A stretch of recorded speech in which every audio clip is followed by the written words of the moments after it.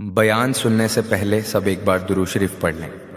اعوذ باللہ من الشیطان الرجیم، بسم اللہ الرحمن الرحیم، اللہم صلی علی محمد وعلی آل محمد کما صلیت علی ابراہیم وعلی آل ابراہیم انک حمید مجید، اللہم بارک علی محمد وعلی آل محمد کما بارکت علی ابراہیم وعلی آل ابراہیم انک حمید مجید۔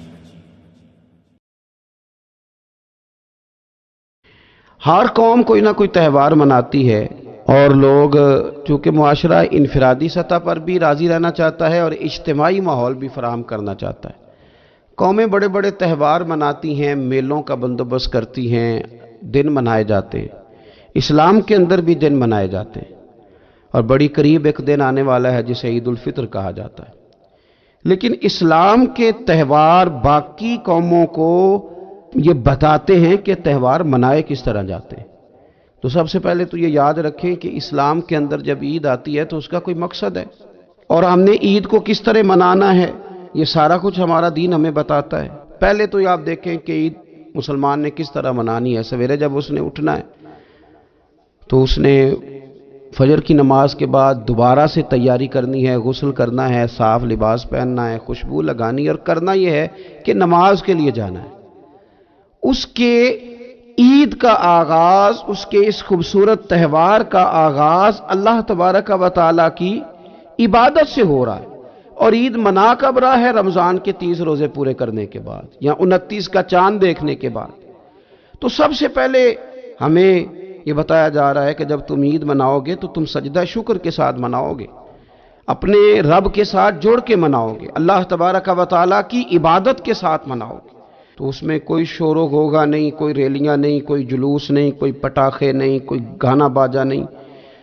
اللہ کی عبادت کے ساتھ بتایا جائے گا کہ تمہارا جو تہوار ہے وہ تہذیب کا، شائستگی کا، خوبصورتی کا، نظم و نسق کا ایک بہترین ذریعہ۔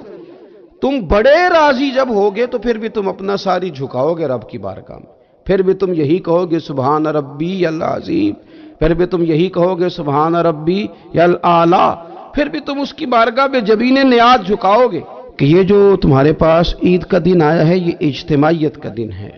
آپ جب صف میں کھڑے ہوں گے نماز عید کے لیے تو کیا امیروں کی صفیں علیحدہ ہوں گی؟ غریبوں کی الگ ہوں گی؟ کیا پڑھے لکھوں کی الگ ہوں گی اور ان پڑھ لوگوں کی الگ ہوں گی؟ کیا قبیلوں کی الگ ہوں گی اور دوسرے قبیلے کی الگ ہوں گی؟ ایسا نہیں، ایک ہی صف میں کھڑے ہو گئے محمود و یاز، نہ کوئی بندہ رہا نہ کوئی بندہ نواز، صاحب و محتاج و غنی ایک ہوئے، اور تیری سرکار میں پہنچے تو سبھی ایک ہوئے۔ اجتماعیت کا اظہار ہے، اجتماعیت کا عید کا پیغام، اجتماعیت کا اظہار۔ اور پھر نماز عید ختم ہوئی تو سب نے ایک دوسرے کو گلے لگایا، غریب نے امیر کو، امیر نے غریب کو، پہلے ایک صف میں نماز پڑھی پھر گلے لگایا، چھوٹے نے بڑے کو، بڑے نے چھوٹے کو، سب ایک دوسرے کے ساتھ محبت کا رشتہ قائم رکھنے لگے۔ تو عید نے دوسرا پیغام اجتماعیت کا دیا کہ تم اللہ تبارک و تعالیٰ کی توحید کے نام پر، تم رسول پاک صلی اللہ تعالی علیہ وسلم کی غلامی کے نام پر ایک ہو، ایک۔ ہزاروں قومیں وجود میں آئیں دہر میں خشک و تر کے رشتے سے، پر ہم نے بنیاد دوستی رکھی یاد خیر البشر کے رشتے سے۔ اور اقبال کہنے لگے اپنی ملت پر قیاس اقوام مغرب سے نہ کر، خاص ہے ترکیب میں قوم رسول ہاشمی۔ یہ جو نماز پڑھ رہے ہیں اور بعد میں گلے مل رہے ہیں، ان کا ایک ہی تعارف ہے کہ یہ رسول ہاشمی کی قوم ہے۔ یہ تعارف اجتماعیت کا درس، پیار کا درس، مساوات کا درس، چھوٹے بڑے کے فرق کو ختم کرنے کا درس، امیر غریب کی تفریق مٹانے کا درس، اس کا نام عید ہے۔ آپ یہ دیکھیں کہ کوئی بھی ہمارا موقع ہے نا تو اسلام نے اس پر کچھ تعلیمات دی ہیں۔ اگر آپ کو اللہ بیٹا دیتا ہے، بیٹی دیتا ہے تو اس کا عقیقہ کرنا ہے، دوسروں کو کھانا کھلانا ہے۔ اگر اللہ نے شادی کا موقع دیا تو سنت ہے ولیمہ کرنا ہے، لوگوں کو کھانا کھلانا ہے۔ اگر بڑی عید کا موقع آیا ہے تو قربانی رکھ دی گئی ہے، آپ گوشت کریں گے، اس کا ایک حصہ رشتہ داروں کو دیں گے، ایک حصہ غریب نادار لوگوں کو دیں گے. اور عید کا موقع آیا تو صدقہ فطر رکھ دیا گیا چھوٹی عید پہ. اور صاحب نصاب پر زکوٰۃ بھی فرض کر دی گئی، جو بالعموم رمضان میں ہی دی جاتی ہے.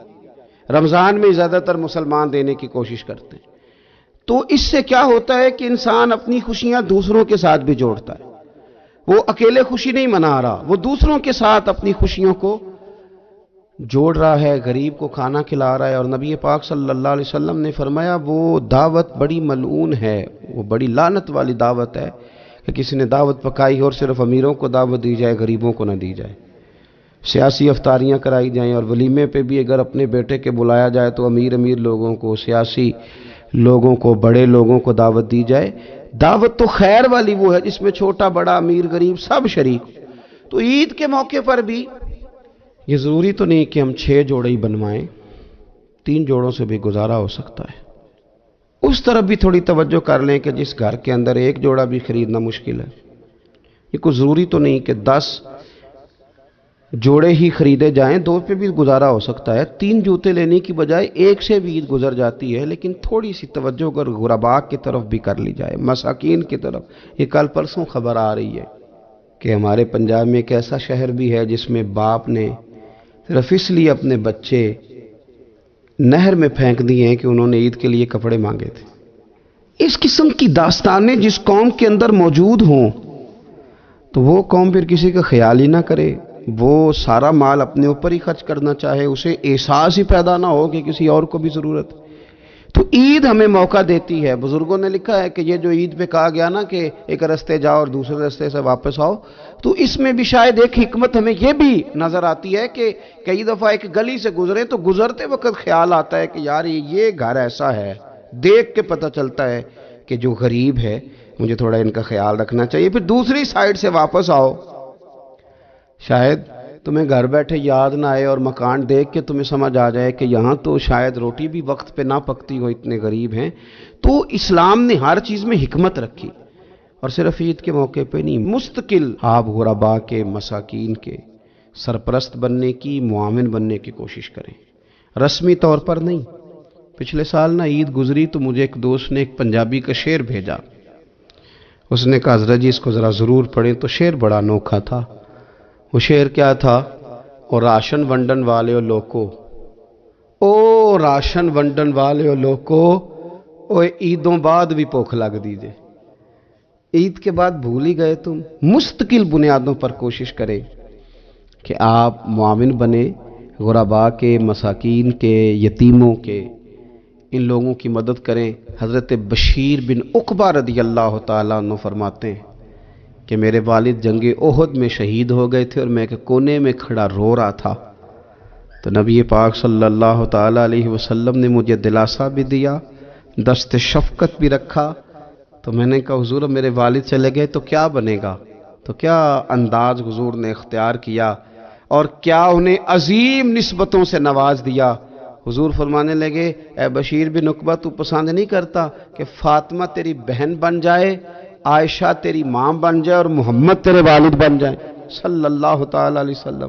مستقل تجھے رشتے نہ دے دیے جائیں، مستقل ہی تجھے سہارا نہ دے دیا جائے، مستقل بنیادوں پر ہی تیرا خیال نہ رکھا جائے. نبی پاک صلی اللہ تعالی علیہ وآلہ وسلم کو نا جو چیز بڑی پسند ہے وہ ایثار ہے. اپنے منہ کا نوالا نکال کے کسی کو دے دینا، یہ حضور کو بڑا ہی پسند. قربانی کرنا، ایثار کرنا، ضرورت ہوتے ہوئے کسی کی مدد کرنا. قرآن مجید آپ پڑھے نا تو صحابہ کی تعریف قرآن نے بیان کی. فرمایا وَيُؤْثِرُونَ عَلَىٰ أَنفُسِهِمْ وَلَوْ كَانَ بِهِمْ خَصَاصَةٌ. فرمایا وہ دوسروں پر ایثار کر دیتے ہیں چاہے انہیں کتنی ہی ضرورت کیوں نہ. عید قریب آ گئی لیکن کچھ لوگ ایسے بھی ہیں جن سے میں نے دبے لفظوں میں پوچھا کہ سوٹ سلوا لیا ہے. انہوں نے جب یہ کہا نا کہ دکانیں ہی نہیں صحیح طریقے سے کھلی تو وہ نا ان کی جھکی جھکی آنکھیں بتاتی تھیں کہ دکان پہ جانے کے پیسے کوئی نہیں پاس. ایک شاعر تھا تو وہ کہتا ہے کہ میں کھلونوں کی دکان کے پاس سے گزرا، میں بھی ساتھ تھا، میرا بیٹا بھی اور میرا پوتا بھی. تو میرا پوتا ضد کرنے لگا کہ کھلونا لینا ہے.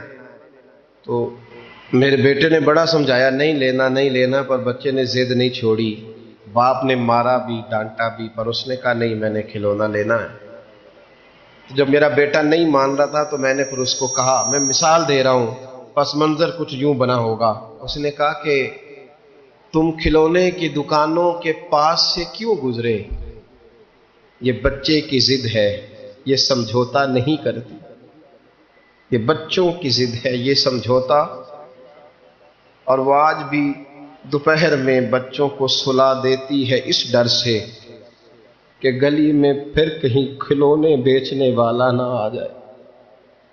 صرف میری گزارش اتنی ہے کہ 3 جوڑے بنوانے والا 1 بنوا لے، اور تھوڑا تھوڑا نا احسار کا جذبہ، غریبوں کا عید پر خصوصی خیال۔ امیروں نے سارا مہینہ گوشت کھایا ہے اور بڑا دب کے کھایا۔ جو نبی پاک کی امت سے پیار کرے نا، رسول پاک اس سے بڑا پیار کرتے ہیں۔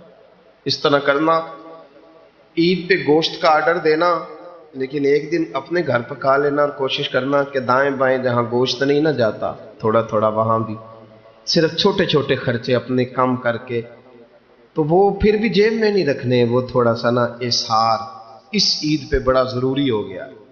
ہاں کچھ ہیں ایسے ہی کھاتے، آپ یقین کریں گاؤں میں پھر بھی کچھ لوگ ایسے ہیں جو خیال کر لیتے ہیں۔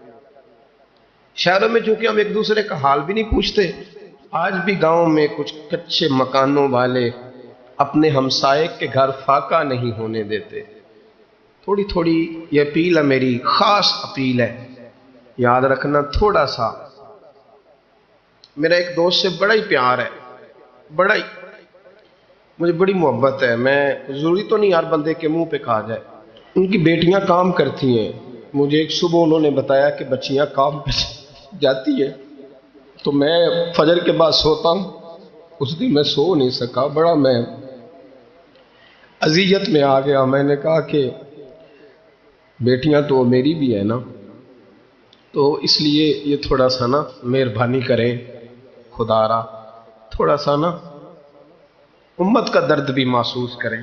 بڑی بڑی سوسائٹیاں تو تھوڑی ہیں، زیادہ لوگ تو ابھی بھی کچے مکانوں میں ہیں، تو مہربانی کریں تھوڑا سا ان لوگوں کا اس عید پہ ضرور خیال کریں۔ آج 21 رمضان کو میرے ابا جی فوت ہوئے تھے، آج کے دن، آج ان کو 19 سال ہو گئے۔ اب 19 سال پہلے میں کہاں تھا آپ سوچ سکتے۔ تو میں نے بڑے ان کے جانے کے بعد راتیں بھی دیکھی ہیں، اور میں نے ان کے جانے کے بعد بڑے کٹھن معاملات بھی دیکھے ہیں، تو میں نے یہ ذائقہ چکھا ہے، مجھے پتہ ہے کہ یہ جو غریبی کا اور یتیمی کا رنگ ہوتا ہے، اس کی اصل شکل کیا ہے، وہ میں نے اصل شکل دیکھی ہے، تو میں اس کے مد و جزر سے میں واقف ہوں، مجھے اس کا پتہ ہے۔ تو مہربانی فرمائیں، آپ سے میری یہ درد مندانہ اپیل ہے کہ تھوڑا تھوڑا دائیں بائیں ضرور توجہ کیجیے گا۔ حضرت باجزید بستامی فرمایا کرتے تھے، جس نے ہماری چپ سے کچھ نہیں سیکھا، اس نے ہماری تقریر سے کیا سیکھنا ہے۔ اب تھوڑا سا نا اشاروں کی بولی بھی سمجھیں، اب تھوڑا سا یہ بھی ہو کہ بس بات پوری ہونے نہ پائے اور انسان کی رغبت عمل کی طرف بڑھ جائے، یہ مزاج ہمیں دیا ہے۔ اب تو بھائی آ جائیں آپ، صبح بھی تقریر کر دیں، دوپہر کو بھی تقریر کر دیں، شام کو بھی تقریر کر دیں، تو پھر یہ بھی ہوتا ہے کہ جناب وہ بیان آپ نے جو سنایا تھا نا، وہ ذرا دوبارہ سنا دیں، تو میں کہتا ہوں پہلے سننے پر عمل ہو گیا تو نہ کریں۔ اب ہمیں تھوڑی باتیں سیکھ کر ان پر عمل کرنا ہے اور آگے بڑھنا ہے۔ بڑی سادی بات میرے ابا جی بتایا کرتے تھے، والا صاحب کہتے ہیں کہ ایک دیہاتی بندہ نہ چلا گیا وہ کسی مولوی صاحب کی تقریر سننے، تو اس زمانے میں آپ کو پتہ ہے یہ واش روم کا مروجہ نظام نہیں ہوتا تھا، تو لوگ کھیتوں میں دوسری جگہوں پہ پیشاب کے لیے جاتے تھے، تو مولانا نے ایک احتیاط بیان کی، وہ کہنے لگے کہ پیشاب سخت جگہ پہ نہ کرو زمین پہ بیٹھ کر، ورنہ پیشاب کے چینٹے اڑیں گے، کپڑوں پہ پڑیں گے، اور حدیث میں سخت حکم ہے اس مسئلے۔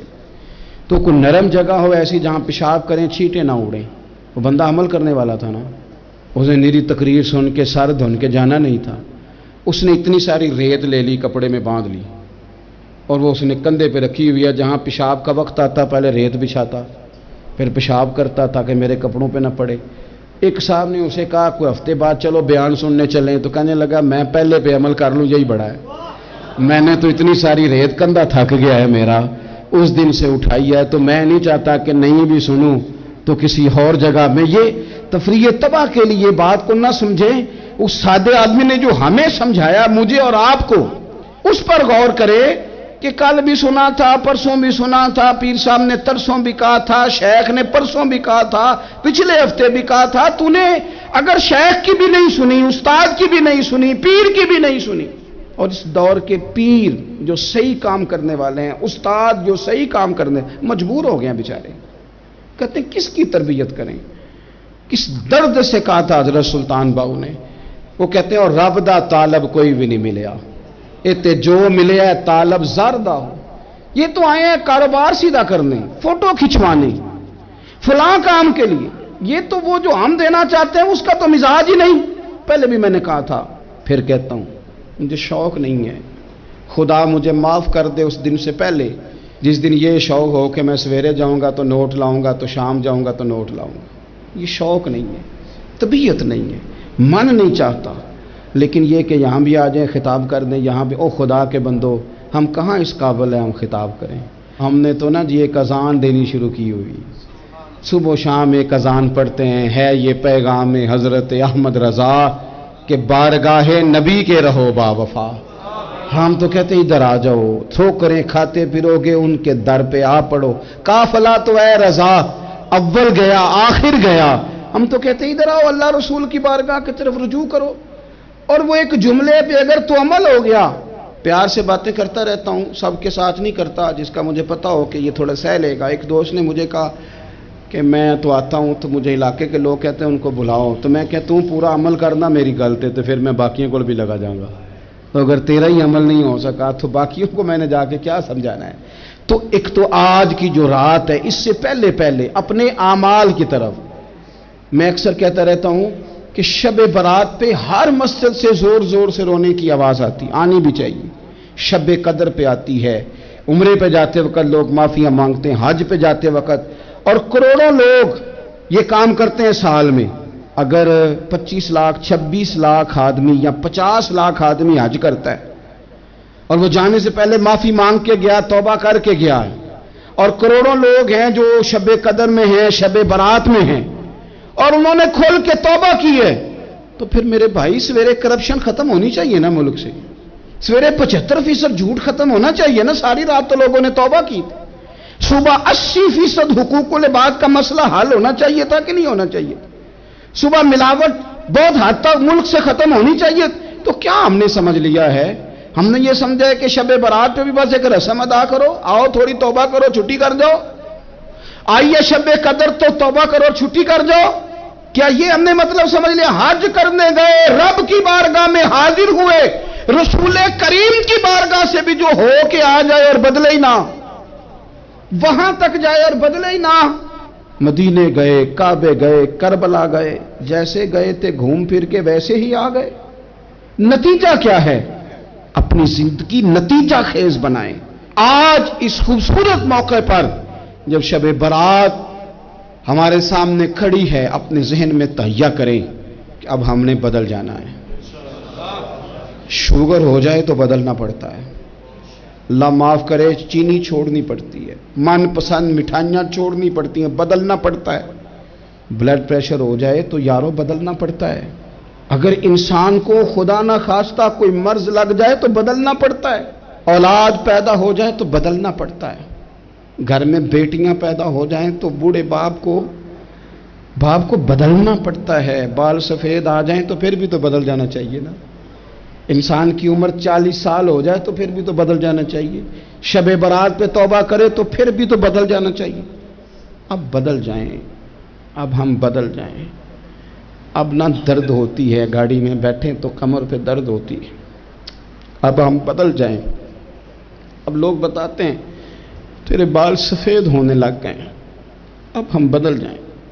اب لوگ ہمیں کہتے ہیں بچے جوان ہو گئے. اب ہم بدل جائیں نا یارو. اب لوگ ہمیں کہتے ہیں کہ اوہو, اب تو آپ اٹھتے وقت زمین پہ پہلے ہاتھ رکھتے ہیں پھر اٹھتے ہیں. اب بدل نہ جائیں. اب محسوس ہوتا ہے کہ نیند گہری نہیں آتی. اب محسوس ہوتا ہے کہیں کہیں جسم میں تکلیف ہے. اب بدل نہ جائیں. اب نہ کئی کلاس فیلو چلے گئے دنیا چھوڑ کے, بدل نہ جائے. اپنے بہن بھائیوں میں سے کئیوں کا جنازہ پڑا، بدل نہ جائیں. ہم میں سے کئیوں نے ماں باپ دفن کر دیے، پھول ڈال دیے قبروں پہ. بدل جائیں. اب وقت تھوڑا رہ گیا، اب کچھ تبدیلی کی طرف آئیں.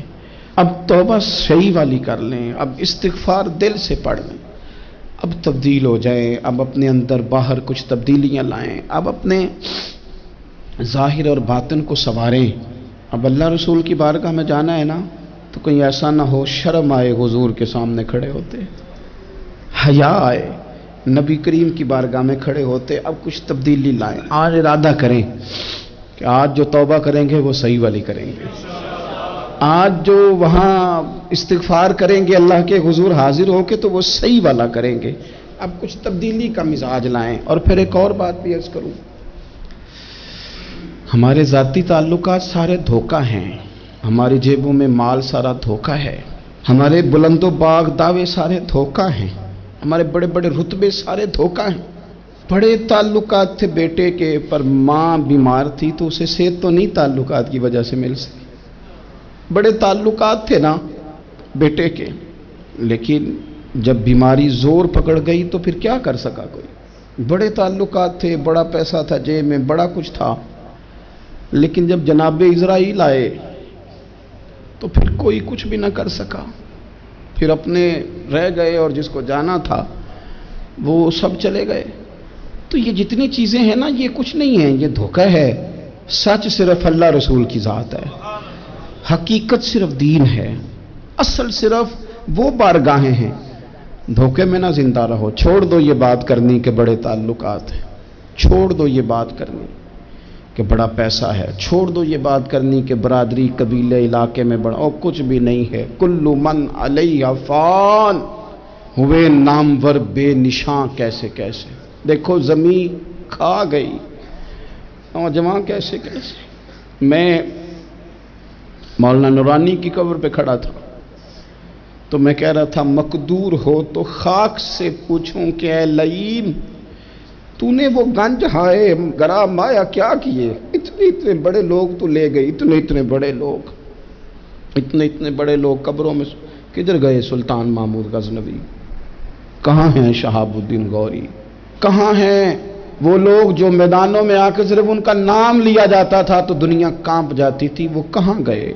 اٹھ گئے سب لوگ، چلے گئے، ختم ہو گیا معاملہ. وقت اب ہماری طرف بڑھ رہا ہے، اب تیزی ہے، اب پیغام اجل آیا، کئی ہمارے ارد گرد سے اٹھا کے لے گیا. اب ہمیں بھی تو واپس لوٹنا ہے نا، تو کچھ تیاری کر لیں، کچھ ارادہ کر لیں. اور بارگاہ رب رسول کی اس طرح کی ہے کہ بس جانے کی دیر ہے، بس صرف جانے کی دیر ہے، صرف جانے کی. اور اللہ رسول کی بارگاہ دوستو وہ والی ہے کہ جہاں نا زیادہ منت بھی نہیں کرنی پڑتی. وہ جو 4-5 لوگ تھے نا مکہ مکرمہ میں، انہوں نے بہت ہی اسلام کی مخالفت کی حد کر دی تھی. ان کے لیے حکم ہوا تھا جہاں ملے قتل کر دو. اکرمہ تھے، ابن خطل تھے، کچھ اور لوگ تھے. تو پتہ ہے ان کو کسی نے مشورہ کیا دیا تھا؟ کسی کافر نے مشورہ دیا، پر پتہ صلاح کیا دی تھی؟ اس نے کہا تھا تم نے بڑی زیادتیاں کی ہیں، بڑے بے ادب ہو، کسی صحابی کے قابو نہ آنا، مار دیے جاؤ گے، اپنی خطاؤں کے سبب سے تم مار دیے جاؤ گے. لیکن اگر کسی طریقے چھپتے چھپاتے رسول پاک کی بارگاہ میں پہنچ جاؤ نا، اگر وہاں کسی طریقے چلے جاؤ. انہوں نے پوچھا معافی کیسے مانگیں گے، منہ کیسے دکھائیں گے، ہم نے اتنے ظلم کیے، اتنی زیادتیاں کی، کیسے معافی مانگیں گے؟ تو کہنے والے نے کہا کہ نہیں کچھ نہیں، تم بس کہہ دینا ہم آ گئے، اس سے زیادہ تو بات ہی کوئی نہیں، اتنا ہی تو صرف کہنا ہے آ گئے. اور نہ آتے تو جاتے بھی کہتے، بس تم اتنا کہہ دینا ان العبد اذا اعترف ثم تاب تاب اللہ علیہ. نبی کریم علیہ السلام نے فرمایا بندہ جب آ کے کہتا ہے نا یا اللہ میں بھول گیا تھا، غلطی ہو گئی، ان العبد اذا اعترف، مان جو گیا ہوں، مان جو گیا ہوں، غلطی ہو گئی، جب کہتا ہے نا میں بھول گیا، ثم تاب، پھر وہ توبہ کرتا، تاب اللہ علیہ، اللہ دیر کرتا ہی نہیں. بسم اللہ الرحمن الرحیم. اللہم صلی علی محمد وعلی آل محمد کما صلیت علی ابراہیم وعلی آل ابراہیم انک حمید مجید۔ اللہم بارک علی محمد وعلی آل محمد کما بارکت علی ابراہیم وعلی آل ابراہیم انک حمید مجید۔